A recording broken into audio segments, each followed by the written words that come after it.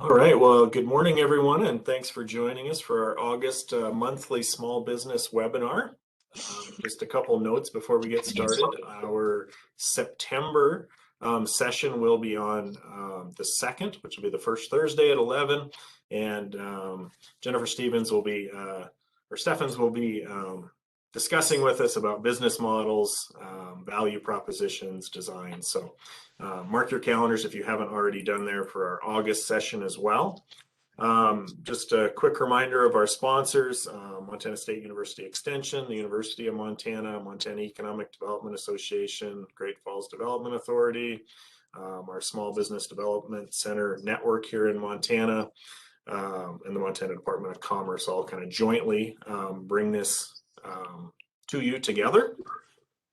And then just a reminder kind of how the flow of sort of our session will go. We encourage everyone to type in chat questions throughout the presentation. And then at the conclusion of kind of the presentation, we'll invite people if they'd like to unmute themselves and they can ask whatever questions we might have in terms of that audibly if they'd like, or continue to send in chat questions as well. So, and then also just a note, you can kind of rearrange your screen if you want to hide speaker view to see the slides bigger or move things around, and you're just adjusting your own screen when you do that. So feel free to make those adjustments so that it looks how you would like it to look. Now, I normally spend a little bit more time on introductions, but these are two folks that you've probably seen here today are going to be our presenters, and they're also the co-organizers of today's session. So I'm going to let Jen and Jason just take it from here, and I think they're also going to do a little better introduction of themselves here in a slide or two. So again, please send in questions, and otherwise, Jen and Jason, I'll turn it over to you. Hi. Jason, you want to get started? Well, this is titled Financing and Grants. Obviously, we're here to talk about money, so we've got a great picture there. One thing to kind of think about as we get going or throughout the webinar here is, why are you here? What are you looking for information on financing and grants about? Are you starting a business? Are you growing a business? If you have something along those lines that you want to share with us, feel free to put it in the chat, and Joel can help us kind of understand what you're here for, and you can see what the other attendees are here to learn about also. I'm Jennifer Stevens. I'm the Regional Director at the Missoula SBDC.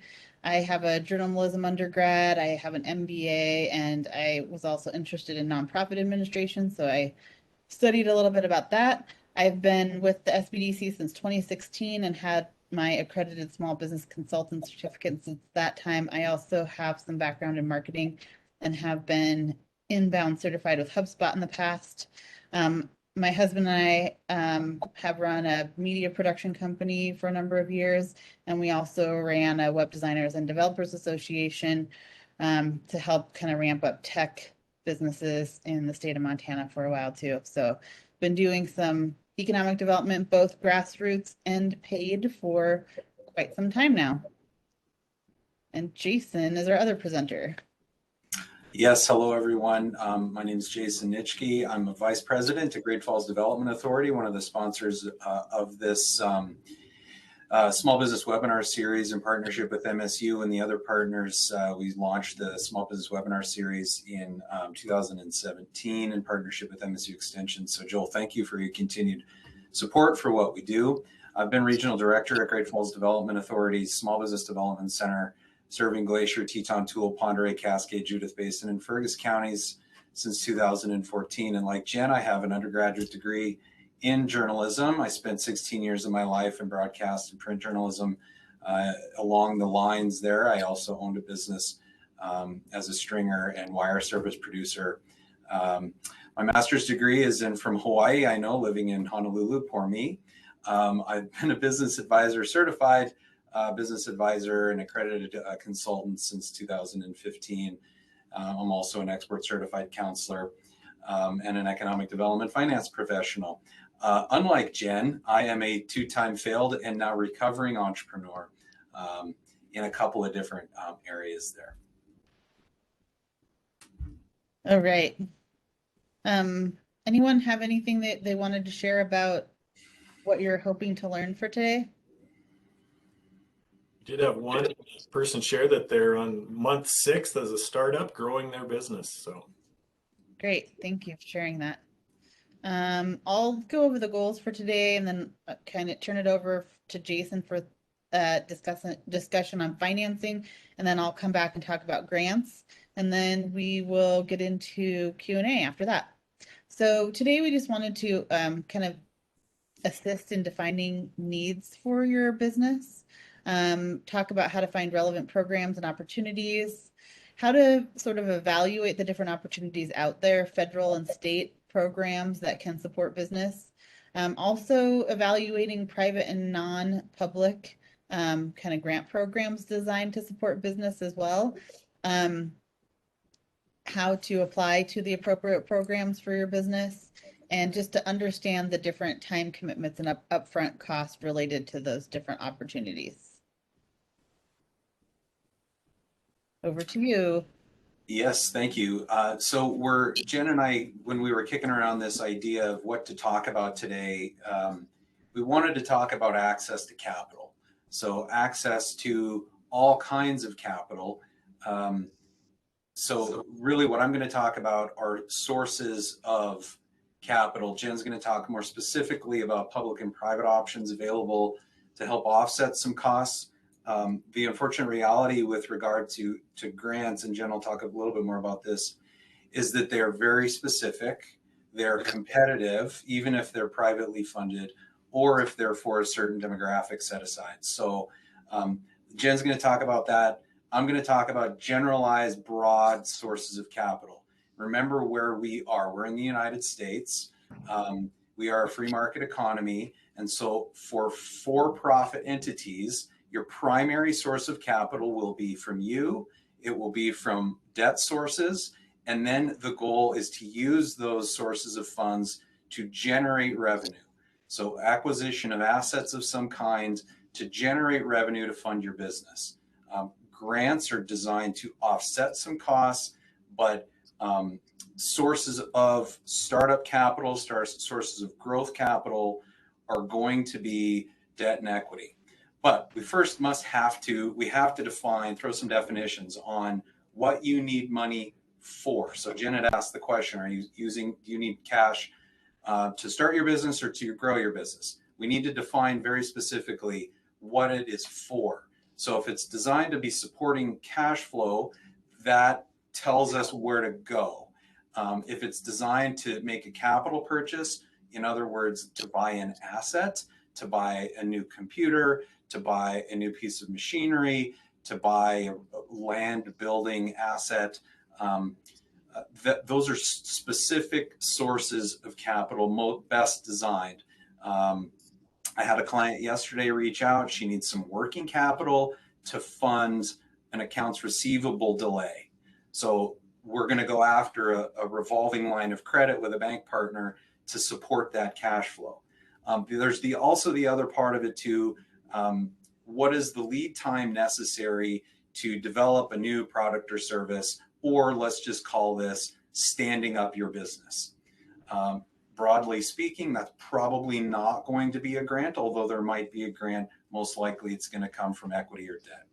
So the next question that we have to identify, especially as advisors to be able to direct you, is when do you need the money? Because when you need the money may help to answer the question, are you going to go after equity? Are you going to go after debt? Or is there potentially a grant source for you to be able to do that? The relevance here for some of these issues also has to do with where that money will land on a financial statement. Basically, there's 3 financial statements for these purposes. I've simplified even further to the income statement, also known as the profit and loss, which documents all revenue in, all earned revenue in, minus all costs of doing business. So your variable costs, also known as cost of goods sold, those 2 things, one minus the other, equals your profitability. It's also possible that the money is going to land on your balance sheet. So a balance sheet, for those who may not know, all assets, all stuff that you have has to be paid for. The stuff that you have either comes from your money or from someone else's money. So assets equals liabilities and net worth. Go ahead and advance, Jen. Okay. So the sources, again, what you need, when you need it, and where it shows on the financials, again, helps us define where you're going to go and get and how you're going to document how much you need. We have to identify how much is needed, and that is an exercise in going and getting cost documentation, estimates, bids, quotes from supplier sources. So if it's legal fees, intellectual property needs, inventory needs, you go to the place where you're going to buy that, get an estimate in documented form, and then it's going to go. We're going to go and use those documents to present to whomever that may be on the team to help you go and find that money. Again, you, somebody else, or a third party. If it's staffing related, like Jen's going to talk about the Big Sky Trust Fund or workforce development programs, there may need to be a very specific plan details with some additional supporting documentation, wages that are on average paid in a market. And of course, we can help you gather some of those things. And all of these things may need or probably will need a budget, a financial projection to support whether or not the investment of that capital is going to be generating profit for you. So let's dig in just a little bit to the two basic types of sources of capital. The first being equity. This is an investment of capital into a business's balance sheet where there is no expected documented return. There's no payback. So this money is coming from you, partners, or the crowd, which I loosely refer to as the crowd. So where do you get equity to put into your business? Well, if you've got it in your bank account, great. Then you can take it out of your personal bank account and put it into your business bank account. That's an investment of equity, net worth on the balance sheet. What you use that for kind of depends on the total project cost. Again, back to those cost documents, the total project cost helps to understand what you should put your money on and what you might use someone else's money for. If you don't have a big pile of cash sitting in your bank account, most people have an asset that they could either pull money out of or borrow against. If you've got mutual funds, stock, retirement accounts, you can either borrow against those things or sell or withdraw from them.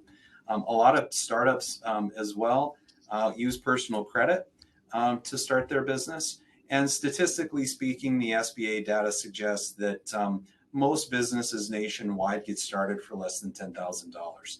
So for most of us, that's still a big nut to crack, but it's not $1 million. So understanding again how much you need and what you need it for helps us to make the determination of where you're going to go and get that. If you don't have everything, or if you're going to go into business or have a partner, that person could potentially invest their personal funds or borrow against their home equity or a vehicle, or sell their stock or use their personal credit to invest into a business. And again, equity is investment in buying shares of a company or a position in a company. If you do have a partner, this is just a word of caution. I really do recommend you work with an attorney to document a comprehensive partnership agreement that details three primary elements. The nature of the relationship as you enter it, profit and work sharing as you're entering, or as you're operating the business, and then when the time to dissolve the partnership comes, how that procedure is actually going to happen. So the third type of source of capital I refer to as the crowd. This can be investors. This is maybe third-party people who are investing, buying a stake of the company with an expectation of return on investment. And that could be through traditional crowd funds. That could be through investment crowdfunding platforms. That could be from lowercase angels that we can call your rich uncles, or just people that you know within your circle of influence who might be interested in either gifting you money or investing in your business to help you capitalize starting, growing, or expanding. And then the third there is really the capital A angels. And there are angel firms out there, again, very specifically targeted, most of them, on certain types of industries with certain types of investment returns to their firm investors. If you're going to be selling investment or ownership of a company, be very aware that there are laws, rules, procedures, and protocols that become relevant here. If you'd like to know more about selling of a security in your business, selling of ownership in your company, the state auditor's office has some good materials. But if you are going to be actually selling a security in a company, I would encourage you to onboard a qualified attorney licensed in the state of Montana that can help you work through the disclosures process and then understand how much of your company you're selling, what you're selling, the expectations, and so on. You do have to be pretty clear about that. Or you might find yourself in jail, just saying. So we talked about equity. The other basic form of capital is debt. And I think this is probably where most people go when they're thinking, oh, well, I'm going to start my business, so I need to borrow money. Well, if you don't have an equity position, you're not going to be able to attract debt, generally speaking. So this is the lending of capital to a business that must be paid back. On the business balance sheet, it's called a liability. So some direct lending options, some loan participant options, and some guarantee. And this is very high level, guys. So not every detail is going to be asked. Jen or I or most other advisors in this space can probably get you more specifics, but direct lending from a bank or a credit union to you, direct and participation lenders, direct lending from a bank, a participant lender to you. So what is that? I think most people understand lending from banks, right? There is less awareness of micro lenders, gap and bridge financiers, nonprofit lenders, community development finance institutions, minority depository institutions, port authorities, and other public and private lending. So these are, generally speaking, going to be organizations like my organization, Great Falls Development Authority, some other lenders in our area in north central Montana. There are micro and gap and bridge financiers throughout the state. Oftentimes, these are businesses doing a loan in partnership with a primary lender, a bank.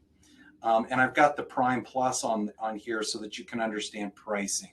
We want businesses to have relationships with banks because your prices will be better.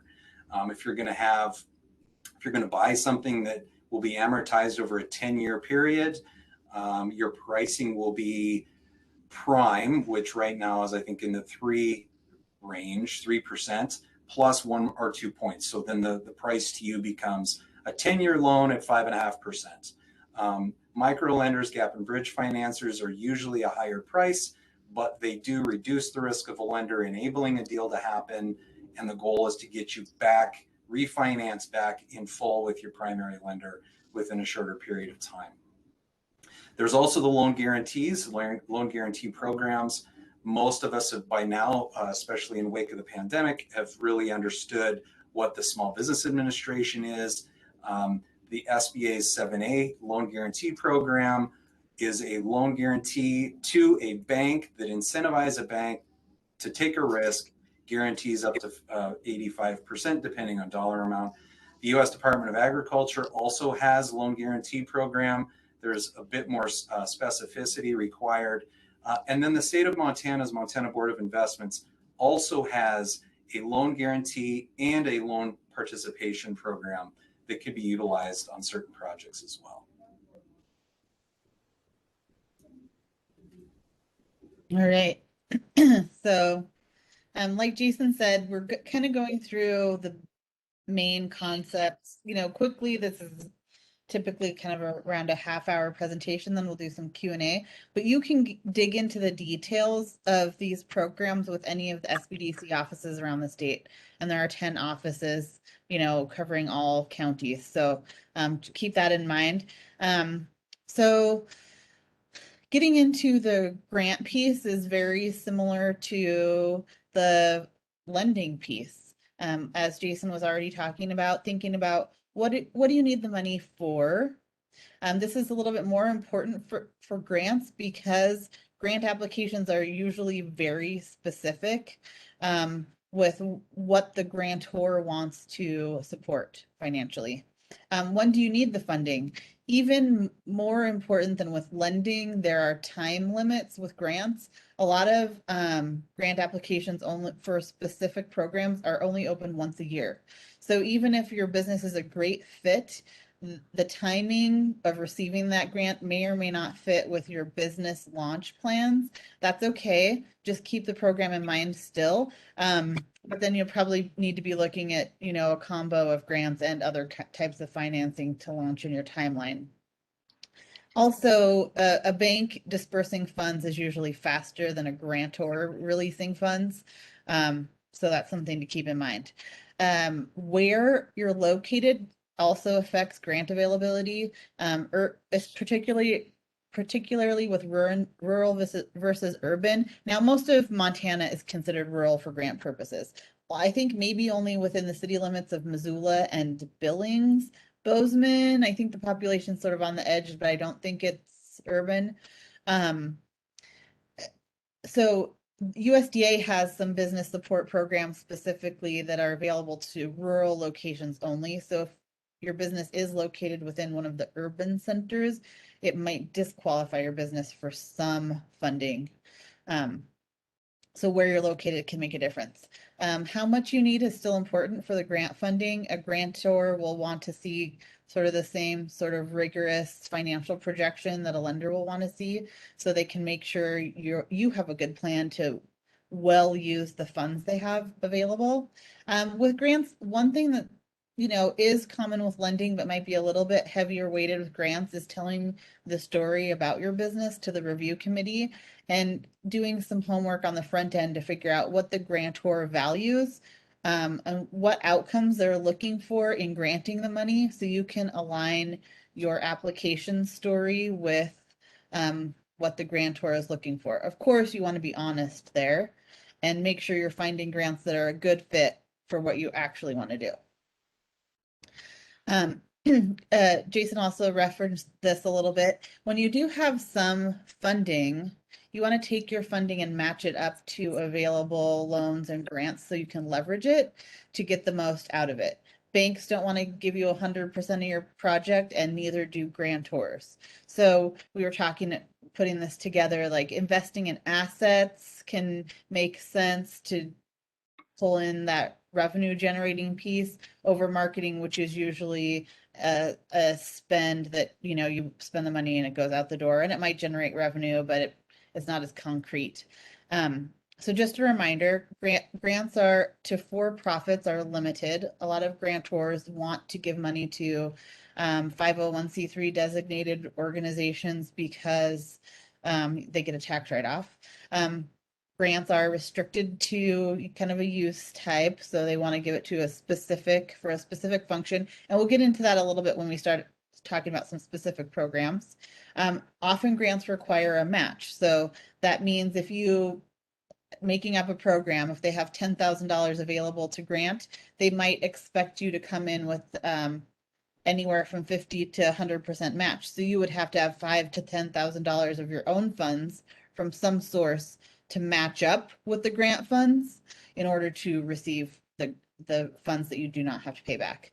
And some grants are reimbursement based. So you still may need to have some source of cash, if that's, actual cash or line of credit or some other financing tool, to pay for the expenditures up front, and then you submit receipts to the grantor and get the money returned to you. Okay, so those are kind of the basic grant concepts, and we'll get into some of the grant categories here. We're about 6 minutes toward the end of our first half hour, and we have a number of slides on different types of grants. So I'm going to kind of just go over the main category types, and when we get to the Q&A section, if there's a particular category type that you'd like to review in a little more detail, we can definitely, drill down on things that might be helpful to, the folks that are here in attendance today. So, in Montana, there's some value added agriculture grants. So if you're producing a product that uses Montana grown or produced products, there are some grants to help support those kinds of products. There are workforce grants that can cover things from certificate training, supporting new hires from different categories. I know the job service does have a program that can help offset wages for hiring folks that are coming from a low income position. The Big Sky Trust Fund, which Jason also mentioned, has a job creation section that helps offset employers' new hires. So you apply for the grant, you commit to hiring a certain number of people, and as you bring on those new hires, the business can get reimbursed a set amount depending on the county you're in. The amount of reimbursement varies a little bit by county, but that can be a great way to leverage your funds like we've been talking about and make the most of the dollars that you have and make the money that you have go the farthest. There can be environmental assessment grants. You're looking at buying a piece of property, and you want to use an SBA product, and they will require some confirmation that there's not a big environmental mess that needs to be cleaned up, and that you will be able to be successful. But there are some grants to cover some of that environmental assessment to make sure that the property is in good shape. There's the state of Montana at the Department of Commerce has a set of Indian country grants. The Indian Equity Fund is one of those programs. So some of the programs are for enrolled tribal members and some are for people with tribal ancestry. So you can look into the difference of some of those programs, but there are some specific to support Native American business endeavors. There's export assistance also through the Montana Department of Commerce, through Export Montana. And they also have some trade participation grants available as well. Import assistance is through the Montana World Trade Center, which also has some fee for service and some no cost services. So if you're looking to do some importing, you'd want to just reach out to them and see what they have available. There are also programs for technology innovation. SBIR and STTR programs are a little bit more research focused. They may not apply directly toward, a business startup, but the ICOR Customer Discovery Program at the University of Montana may be something that you could participate in for no cost. It does have a small grant associated with it, and kind of drill down in a structured way on your verifying the market for your product. That can be especially helpful if you are bringing something new to the market that doesn't already have like a proven demand track record. The Big Sky Trust Fund also has a planning plank to their grant program. So if you needed to do, a market assessment, that's also something that could be supported by Big Sky Trust Fund. That's a 50% grant. So you still have to pay for some of it, but if you get 50% of it covered, that could be a great support. All of these kinds of grant programs that can offset cash that you would use can free up your cash flow, let you hire people, have more working capital, invest in equipment, any of those kinds of things that you would rather use your funds for. Prospera in Bozeman is a women's business center, and they have a few women-owned business grants. This is an example, particularly their impact grant that is only open once a year. Veteran-owned business grants. The SBA does have some fee waiver programs for veterans starting businesses and tapping into the SBA lending programs. So it's not so much a chunk of cash, but a reduction in expense in taking on a loan. USDA Rural Business Development Grant. This is a great program. It can help businesses get technical assistance. Like I had a client that got $12,000 of marketing work through this program. And it was a great help for them. A couple of these programs require some third-party application, so you can't apply for them directly. You need to work with a partner to apply. Big Sky Trust Fund, Rural Business Development Grants are two grant programs like that. But if you talk to an SBDC staff person, we can help you figure out that piece. There are also a couple of grant aggregator websites in Montana, funding.mt.gov and grants.gov. And those are websites you can go to kind of see what's available on a rotating basis. Grants.gov is absolutely gigantic. It might take a little bit to sort through because it's a national, I believe, a national-based website. Funding.mt.gov is like 6 to 8 state programs that aggregate their grants into one place. So it makes it a little bit easier to sort through some of these things. And then we have some video resources for you to check into. This Kaufman sketchbook is just kind of a great overview of thinking about the role of money in your business. And then one of my colleagues at the University of Montana, Brigitte Miranda Freer, who runs the Montana World Trade Center, she has a class called Leveraging Public Funds for Business. And these are recorded videos of the different units that she offers in that class. So you could check out some of those. She's refreshing them, but these still have a lot of great content to get you going on any particular topic. And then, like I said, you always have the SBDC for backup for detail. And these are just some of the programs that have already been mentioned that can offer technical assistance or assistance with looking for grants. I won't read through all of them right now. I just want to call out the MSU Extension Center again. That's where Joel's at, and they've been a great help supporting this webinar series. But some of these places offer either technical assistance like the SBDC or access to grant information. So just to let you know, there's a whole suite of programs out there to help you get where you want to go. Local economic development organizations, chambers of commerce, certified regional development corporations, and port authorities are also places to get information.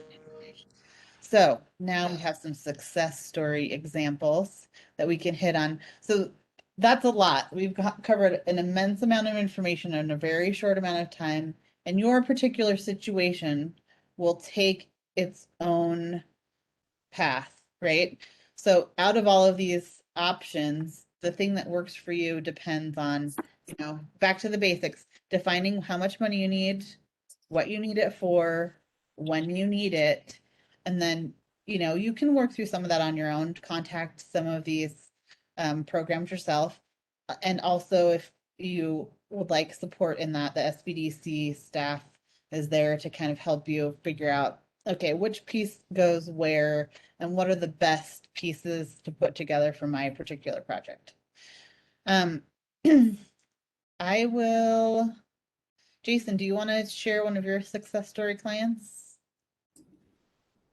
Well, I think maybe Windrick Hill up in Conrad, a skincare products manufacturer, just to show how a grant fits in. That business went through a business expansion a number of years ago. They used equity and debt financing, but they kind of ran into, well, we could be more productive, we could produce more. And it was right around the time that Prospera Business Network was creating and rolling out its Women's Impact Grant. So Prospera awarded Windrick Hill, and their information is out there publicly on the Prospera website. They were the first grand prize award winner. It was not a huge pile of money, but it did make their business more productive. They matched it. They had already invested a substantial amount in debt and equity, but this then got them to a productivity level that allowed them to grow more. In that case, they also used MMEC services, the Montana Manufacturing Extension Center, for designing the facility, but the grant portion was so small in comparison. It was 1% of the total project cost. I mean, really, really small, but it did have a sizable impact on making that business really productive and scalable nationwide. Great. I'll point out the auto shop that I have listed on the top here. This is a business that has been around and in a physical location for quite some time, and they recently had the opportunity to purchase the land and buildings that they've been operating out of for quite some time.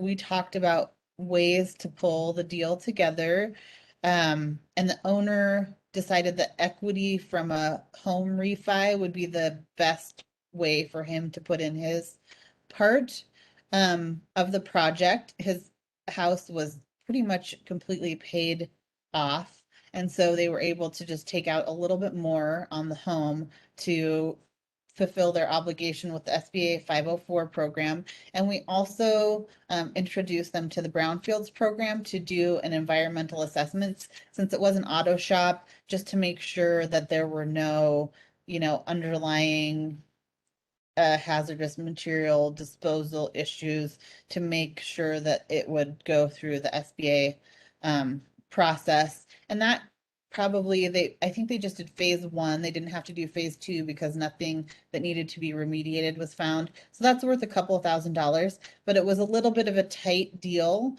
So any funds that they could save through the grant program, that they didn't have to take out any additional equity from their home, was really a benefit for them to get the deal closed. And also the SBA 504 allowing them to have just a 10% input into the total project cost really helped that project get completed.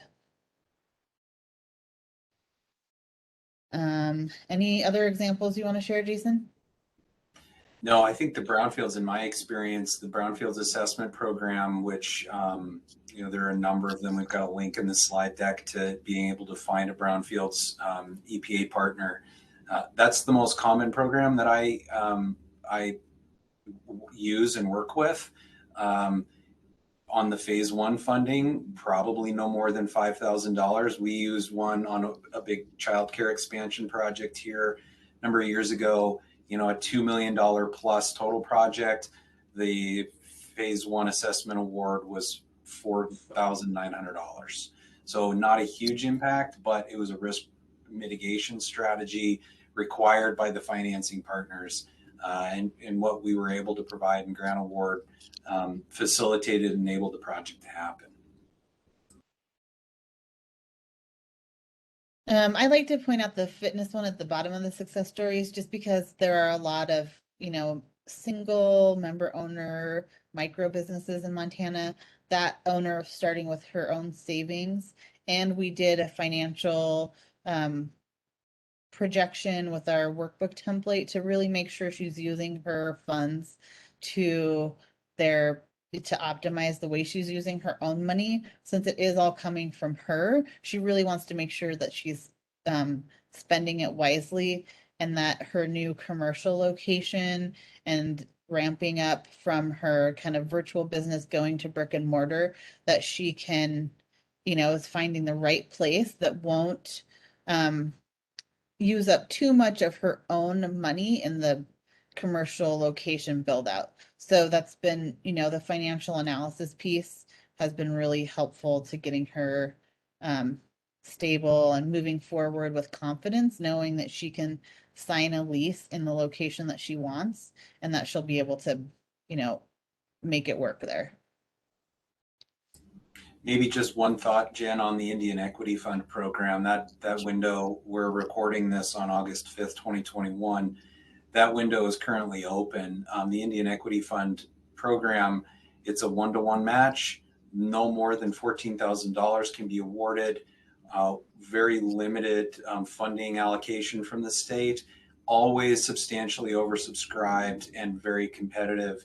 I don't know the numbers off the top of my head, but I think for every 3 applicants, 1 is awarded.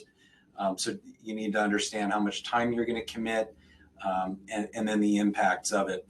The healthcare, I think the provider, I think this example that we talked about, Janet, this might have been my example.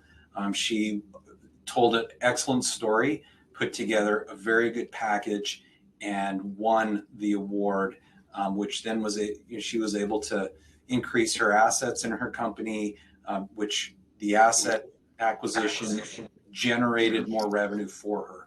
So that's a good program, but it is, in many of these cases, often oversubscribed and underfunded. Ready for questions?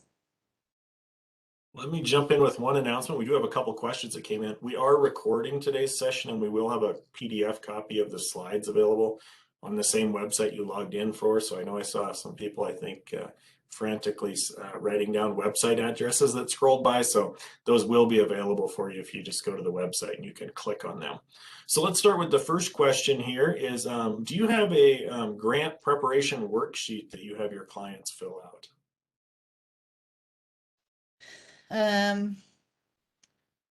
Unfortunately, each grant is unique in its request for documentation.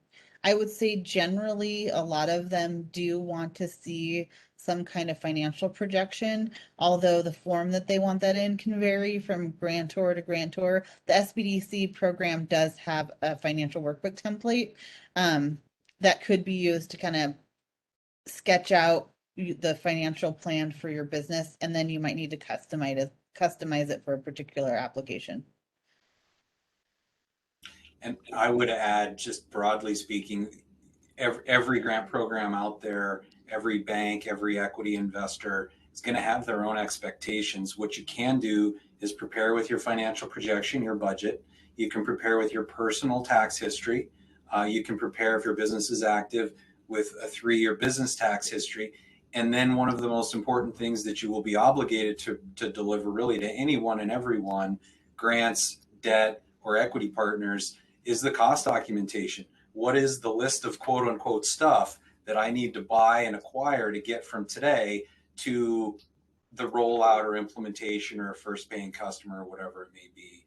So those are some of the basics that, we probably don't have a checklist, but a loan application checklist would be the very basic stuff.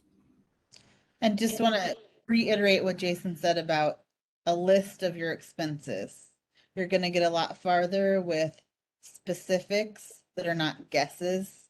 And a lot of lenders especially will not accept a guess on your expenses. You have to really do the research and know what they're going to be.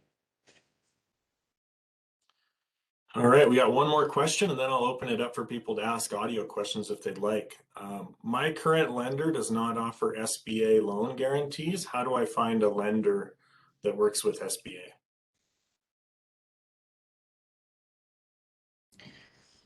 Yeah, you want to take that?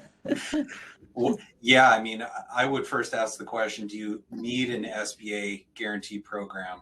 If so, why? If your current bank doesn't work with SBA doesn't do SBA guarantees, or they're not an SBA approved lender, there might be another workaround. You might be able to get your bank to do a partnership deal with a secondary lender like a GAP or a bridge financer, port authorities, economic development organizations, CRDCs statewide, and so on. But most of us have relationships with, Jen and I know do, Missoula Economic Partnership does, Big Sky Economic Development, Billings, Prospera Business Network. I mean, most of us doing this work have relationships with banks and lenders. And so when I have a question, guess what I do? I just call them. So I first want to understand why you need a guarantee. Do you need a guarantee? Because you may not need one. And then we'll try to figure out the solution to that problem specific to your needs. All right. Well, a long way to say, Joel, a long way to say that we can probably get you referred out to 3 to 5 different SBA partner banks.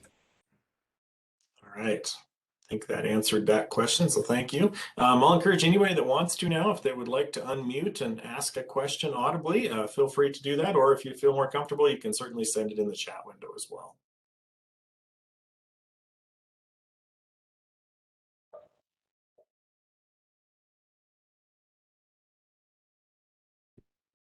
Thank you, guys. Thank you, Jennifer, Jason. This is Brian McKinney with Learn More Technologies. Um, I always receive a lot of excellent information from you.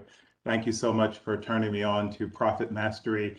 I am in the process of understanding my balance sheet, and my question about did you have a worksheet, because it seems like for all of our business needs, there are some native documents that are required. And I was just saying, from your advice and other presentations, like to have that folder so you can I could just pull it out, because it was always in different places. I had to run and get it. It was the running that was more exhausting than the compiling. You know what I mean? And so again, thank you for this information, and always a wealth of knowledge, and great to hear you, Jennifer. It's first time for me. Thank you. Yeah. Brian, also, I did want to mention at Missoula SBDC and some SBDCs across the state, we are also kind of piloting an online business plan platform called Live Plan. And that's a nice place to go if you kind of want to make sure you have everything in one spot. You can use it to make a pitch deck, to put together your business plan in a nice professional looking format. They also do have financial projections. They do things a little bit differently than I'm kind of used to doing things in Excel, and I'm a little bit on the fence about that because I really like the customizability of Excel. But they do make a very professional presentation package out of your information with that live plan system. If you wanted to have access to that, we could figure out where to get you connected. Which SBDC area are you in? Do you know? Which county? San Antonio. Oh, San I'm in San Antonio. Antonio. Yeah, So- sorry, yeah. But yeah, No problem. sorry. You could check in that Yeah, area, I would but we might be Okay. also able to connect you with access to that system for like 3 months, so you could get it put together and then you can download it and keep it for as long as you want. really appreciate it. Thank you. And Brian, I would just add, if any square inch of the country, including U.S. territories that you go to and work in, there's a small business development center serving your area. So I would almost guarantee that someone in the San Antonio, one of the SBA resource partner programs in the San Antonio area, probably have free access to life plan licenses. You can also buy that tool yourself. It's not overly burdensome, and it's a cloud-based traditional business planning platform. We give it to you for free for up to 6 months. What other SBA resource partner programs do nationwide really varies based on how much money they have in their program to be able to support that expense. But we give it to you for free for a period of time. Yes. Yeah, again, appreciate it. Yeah, as a busy entrepreneur, I mean, I wake up tired. But as you do, you have it in multiple, so I can't complain. Thank you. Yeah, 200 clients for me last year, Brian. I totally get it. Yep. Yeah. I'm Well, aware thank you for the your- question. Sorry. Thank you for that question, Brian. We appreciate it. Does anyone else have a question they would like to ask our presenters today?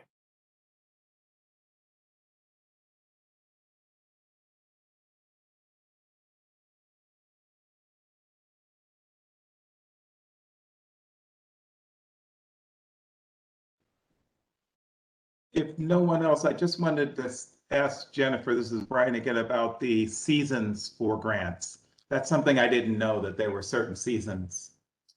Well, I wouldn't necessarily say there's a specific season for grants, but each grant itself will have its own grant cycle. For example, in Montana, the Growth Through Agriculture program is typically open for application in November, and then it closes, and then it's evaluated and awarded and dispersed, and then it doesn't open again until the following November. So each grant program has its own cycle and frequency of disbursement. So that's something to watch for. Now, being in San Antonio, some of the things we mentioned might not be relevant to you necessarily, but there should be similar things in your state at similar organizations. Like the Growth Through Agriculture grant program in Montana is run through the Montana Department of Agriculture. So if you check for the Texas Department of Agriculture, if that was the program you were interested in.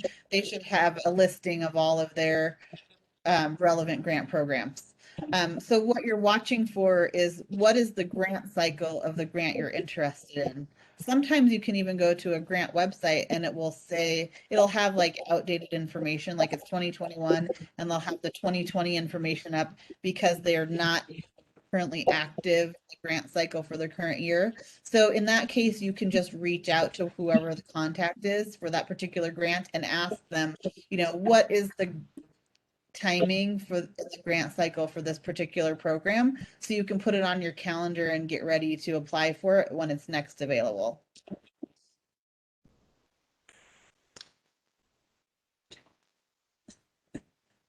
And that's why it's good to know what you need, when you need it, the type of industry that you're operating in. Yeah.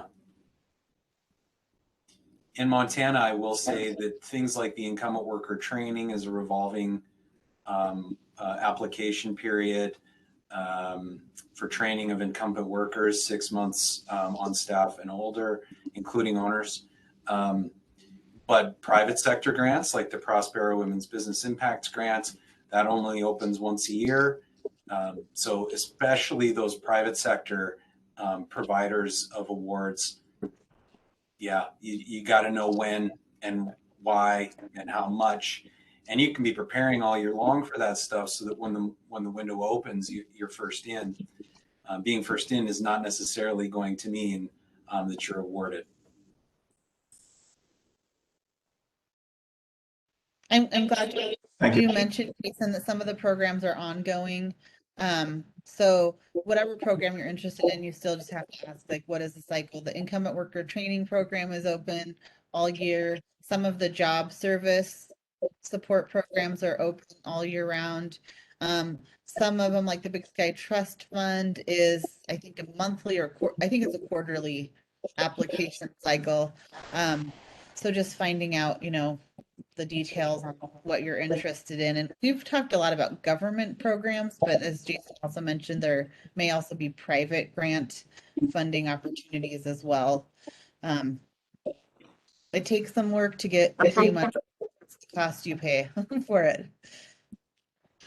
Yeah, things like veteran business grants, there's no public money there for grants. There are fee waiver programs on debt, but the private sector is where you get woman-owned, veteran-owned, minority-owned. All, if you go to those aggregators that Jen had posted, the majority of what you're going to find will be for nonprofit organizations and public entities.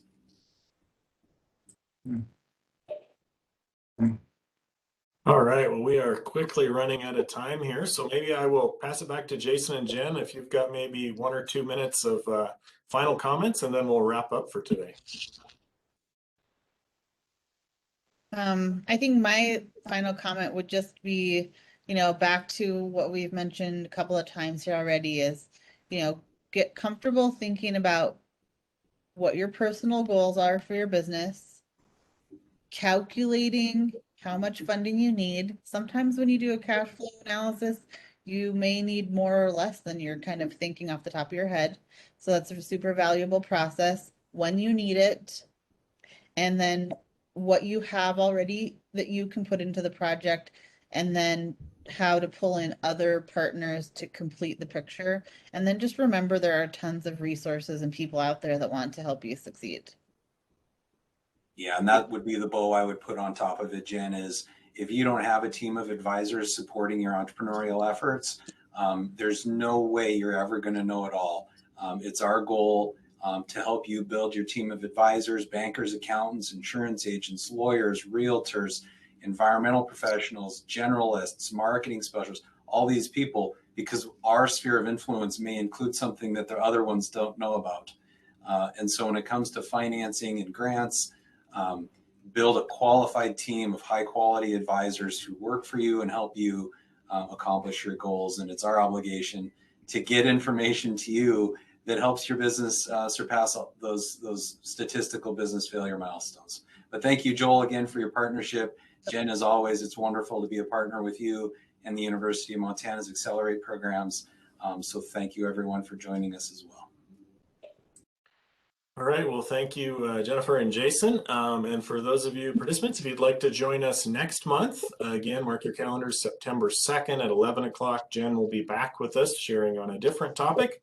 And then we will post the recording and a copy of the slides probably tomorrow on our website. So if you missed any of those links, we'll have them there and you should be able to just click on them. So with that, everyone, enjoy the rest of your day. Thanks. Thank you. Good to see Thank you. you very much.